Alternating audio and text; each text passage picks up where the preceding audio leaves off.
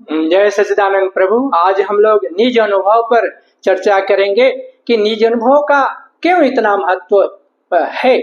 तो क्योंकि निज अनुभव ही हमारी ज्ञान है, असली ज्ञान है। बाकी तो हमको गूगल में सब चीज मिल ही जाता है, जिससे न हमारी आध्यात्मिक उन्नति होती है न भौतिक उन्नति होती है। जीवन में क्रांति क्यों नहीं आ रही है।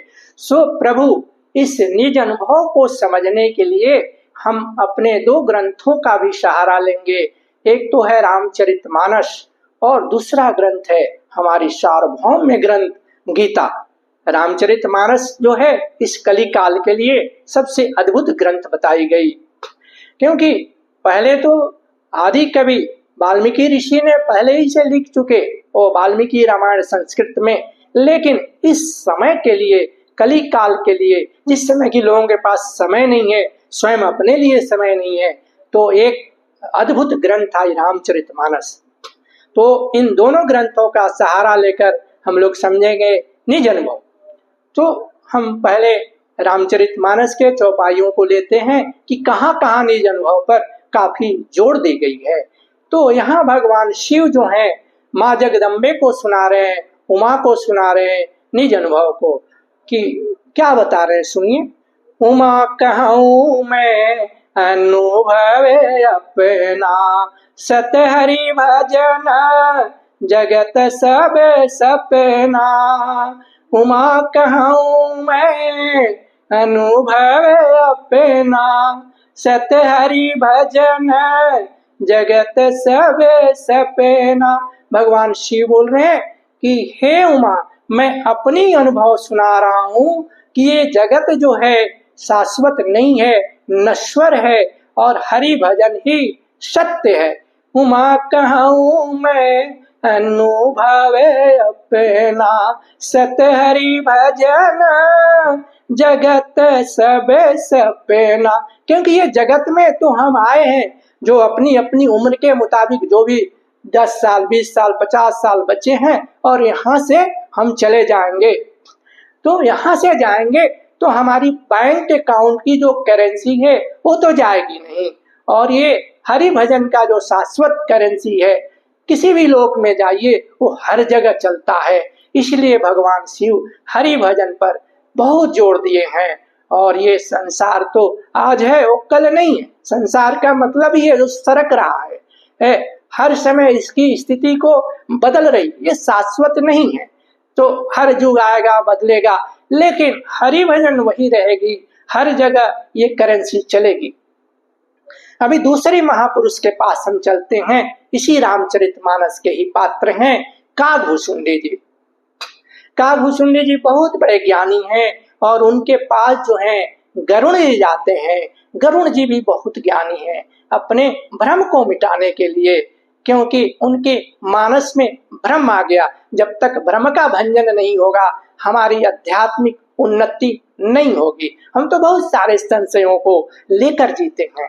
तो हम लोग सब जानते हैं कि गरुण जी का वाहन के रूप में भगवान विष्णु उनका उपयोग करते हैं, हरि वाहक हैं। सो और उनके पंखों से सामवेद की ऋचाएं निकलती हैं। तो वो भी समझ लीजिए कि क्यों जाना पड़ा कागभूषुंडी के पास। क्योंकि जब भगवान राम लीला कर रहे थे और खुद नागपाश में बंध जाते हैं, तो नारद जी इनको भेजे गरुड़ जी को कि भाई आपके स्वामी को तो नागपाश में बांध लिया गया है, आप जाइए और उनको छुड़ाइए। जब छुड़ाने के बाद उनको बहुत मोह हो गया कि भाई ये जो है सारे संसार के बंधन को छुड़ाते हैं और ये अपने बंधन अपना स्वयं न छुड़ा पाए। तो ये बहुत बड़ा मानस रोग था। तो भगवान शिव ने ही उनको भेजा था कागभूषुंडी के पास। अब देखिए, एक सर्वश्रेष्ठ पक्षी गरुड़ जो हो, वो एक निकृष्ट पक्षी कौवे के रूप में है, उनके पास जाते हैं, क्योंकि वो बड़े ज्ञानी हैं। शरीर का कोई आकार मायने नहीं रखता है, आपका ज्ञान जो है वो होना चाहिए। तो कागभूषुंडी जी क्या बोलते हैं, निज अनुभव में कहूँ खगेसा, बिनु हरि भजन न मिटहि कलेसा। निज अनुभव में कहूँ खगेसा, बिनु हरि भजन न मिटहि कलेसा। हे गरुण जी, बिना हरि भजन हमारे जीवन की कष्ट नहीं मिट सकती है। तीनों कष्ट, दैहिक हो, दैविक हो, भौतिकता, ये तीनों कष्टों से अगर निकलना है तो हरि भजन बहुत जरूरी है। ये भी अपनी अनुभव से बता रहे हैं। निज अनुभव में कहूं खगेसा, बिनु हरि भजन न मिटहि कलेसा। तो अपनी अनुभव का वो देकर सहारा बोलते हैं, गरुण जी को सुनाते हैं। अब हम तीसरे महापुरुष के पास चलते हैं, जो कि हनुमान है, रामचरितमानस के महापात्र हैं, बहुत बड़े पात्र हैं। वो क्या बोलते हैं सुनिए उनके मुख से। जब हनुमान जी ने सीता जी का अन्वेषण करके खोज करके आए और भगवान राम के पास मिलने गए, समाचार सुनाने गए, तो भगवान राम जो है उनसे कुशल क्षेम पूछ रहे हैं सीता की। तो उन्होंने क्या बोला हनुमान जी, कही हनुमंत विपत्ति प्रभु सोई, जब तब सिमरन भजन न होई। कही हनुमंत विपत्ति प्रभु सोई, जब तब सिमरन भजन न होई। हनुमान जी बोलते हैं, प्रभु जीवन में विपत्तियां तभी आती है जब हम सिमरन और भजन से हट जाते हैं, उसको अपने जीवन में नहीं लाते हैं या विसार देते हैं, उसको छोड़ देते हैं, तभी विपत्तियां आती हैं। नहीं तो विपत्ति आ ही नहीं सकती है।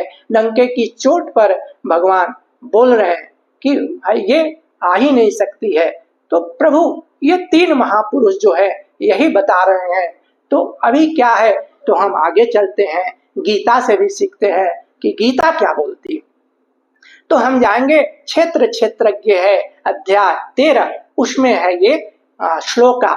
अध्यात्म ज्ञान नित्यत्वम तत्व ज्ञानार्थ दर्शनम एतत् ज्ञानम इति प्रोक्तम अज्ञानम यततयन्यथा। कि अध्यात्म ज्ञान ही अपना शाश्वत ज्ञान है। अध्यात्म ज्ञान नित्यत्वम तत्व ज्ञानार्थ दर्शनम एतत् ज्ञानम इति प्रोक्तम अज्ञानम यततयन्यथा। बाकी जो है पेट पूजा की ज्ञान है वो तो ठीक है, आपको जरूरी है मटेरियल्स लाइफ के लिए, भौतिक जीवन के लिए, लेकिन आध्यात्मिक जीवन के लिए अध्यात्म ज्ञान है, अपने आत्मा के आधिपत्य में है। आपको स्वयं से जुड़ना पड़ेगा, क्योंकि हम पूरे दुनिया से जुड़ते हैं लेकिन स्वयं से नहीं जुड़ते हैं, क्योंकि आत्मा के पास सारे ज्ञान है। तो वो हम उससे अध्यात्म ज्ञान जो है हमारा वही असली ज्ञान है। देखिए रामचरितमानस भी जो आई, तुलसी बाबा ने वो लिखे कि जो अपनी भाषा जो निबद्ध किए तुलसी जो है वो स्वांत सुखाय के लिए, माने स्वयं के सुख के लिए, तो वही स्वांत सुखाय जो है वो सर्वांत सुखाय होगा। ये आधार थी रामचरितमानस का, स्वांत सुखाय। स्वांत सुखाय तुलसी रघुनाथ गाथा भाषा निबद्ध। भाषा निबद्ध इसीलिए किए, उनको भी मालूम नहीं था कि ये सर्वांत सुखाय होने जा रहा है, ये इतना अद्भुत ग्रंथ सबको सुख देने वाला है। तो ये उसी आधार पर स्वांत सुखाय से लिखे, अपने अंतःकरण की सुख के लिए। तो हम जब स्वयं से नहीं कनेक्ट होंगे, अगर हम दुखी हैं तो दूसरे को दुखी देंगे। अगर हमारे अंदर आनंद नहीं है प्रभु, तो हम दूसरे को कहां से आनंद दे सकते हैं। तो ये हमने ग्रंथों से सुना समझा निज अनुभव को। अभी क्या है, हम अपने प्रैक्टिकल लाइफ में क्या बोलते हैं कि प्रभु हमारे पास समय नहीं है।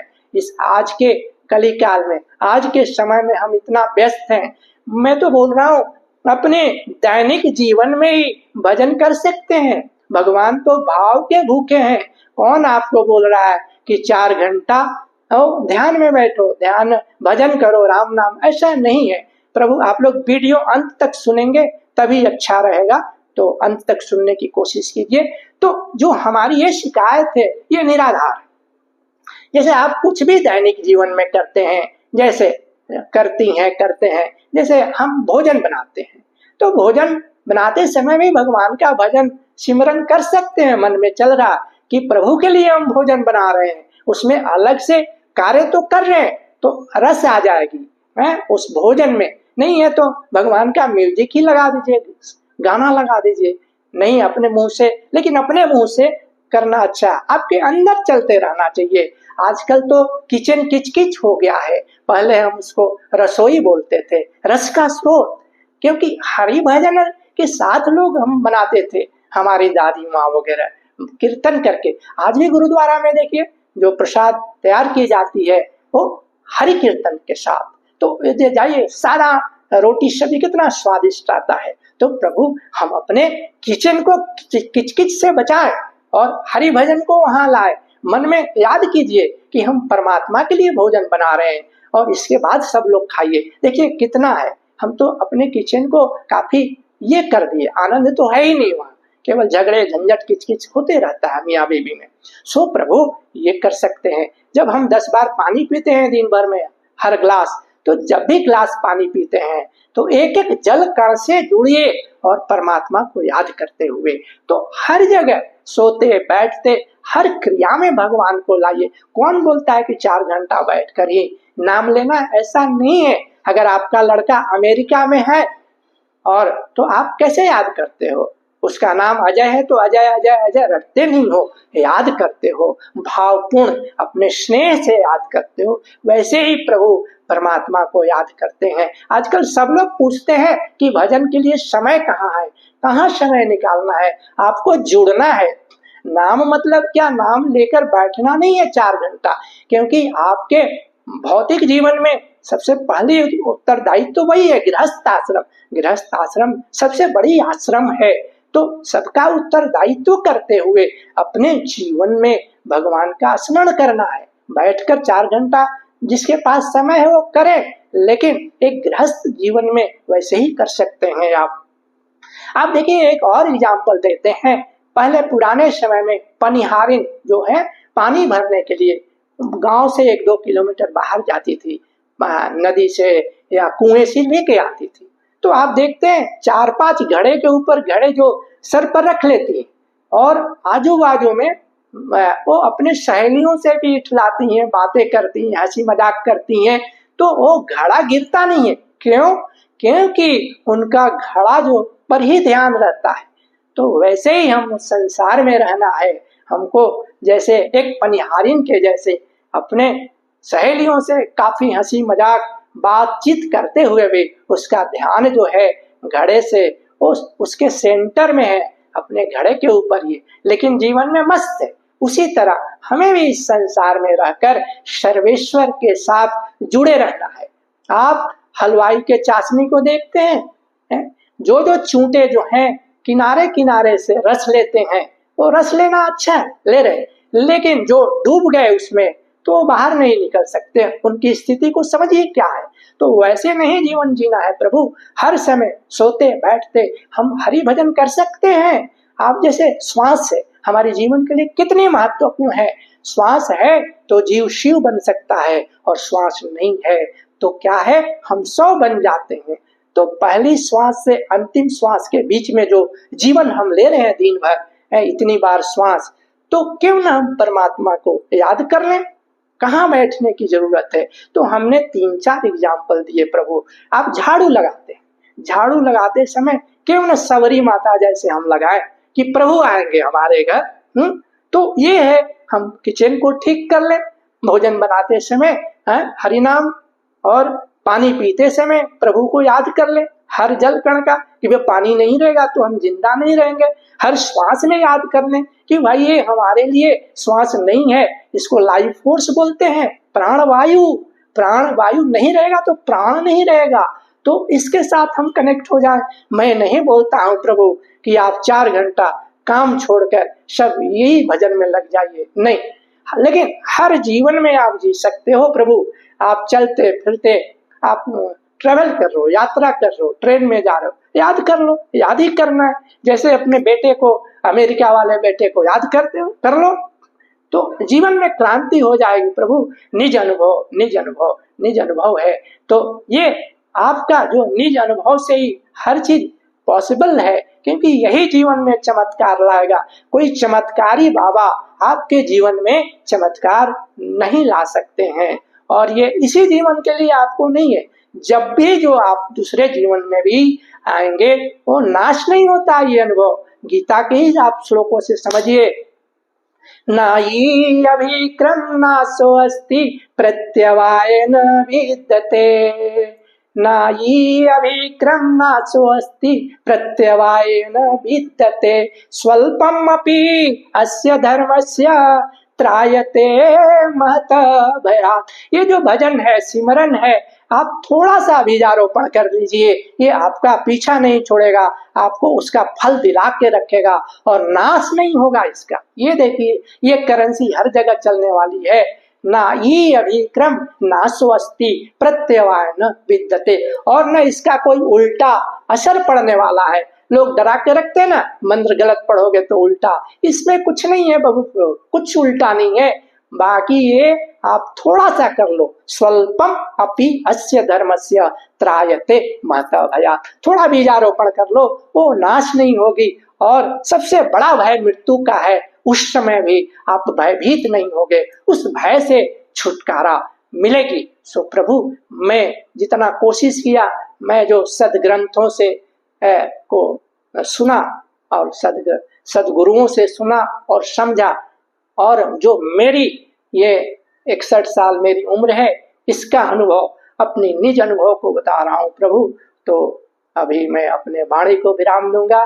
जय सच्चिदानंद, जय सच्चिदानंद। और दूसरी चीज जो हम बोलते हैं, ध्यान से ज्ञान आती है और ज्ञान से मुक्ति। मुक्ति ये मत समझिए कि मरने के बाद होती है, इसी जीवन में हम जीवन मुक्त होकर जीते हैं। तो ये चीज, ध्यान भी मतलब ये मत समझिए कि 4 घंटा ध्यान, ध्यान मतलब होश पूर्वक जीना। जैसे हम बच्चे को बोलते हैं ध्यान से पढ़ो, नहीं तो परीक्षा में फेल हो जाओगे। हम भी अगर ध्यान से अपने जीवन को प्रभु नहीं जिएंगे तो इस जीवन की परीक्षा में हर पल हम फेल हो रहे हैं। लेकिन हम आत्मचिंतन में नहीं जाते हैं। अध्यात्म का जो मूल मंत्र है कि आत्मनिरीक्षण, आत्म सुधार, आत्म विकास, आत्म निर्माण, तो इसीलिए हमारे जीवन में चमत्कार नहीं हो रही है। और प्रभु, जो मेरा अंतिम एक स्लोगन रहती है कि जीवन में ध्यान और शाकाहार जगत को अपनाए और धरती को स्वर्ग बनाए, स्वर्ग बनाए, और इस धरा पर सकारात्मक सोच को लाएं, क्योंकि नकारात्मक सोच जो है वो फैली हुई है। क्योंकि सज्जनों का निष्क्रियता ही दुर्जनों को के सक्रियता को जगह देता है। प्रभु, हम सक्रिय रहें, जीवन में सकारात्मक सोच लाकर दूसरे के जीवन में भी प्रकाश लाएं। जय सच्चिदानंद, जय सच्चिदानंद।